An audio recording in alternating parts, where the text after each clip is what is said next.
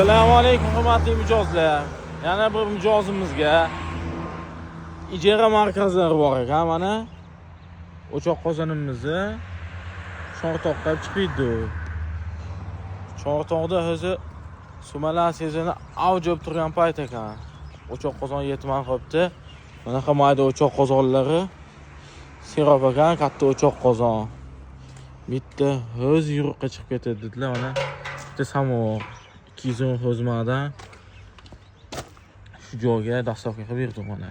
O'choq qozonni ham 45 kilo og'irligini kilosini 35 mingdan qilib o'choqlarni ham boquvvatda yaxshisidan olib chiqibdi. Kimga shunaqa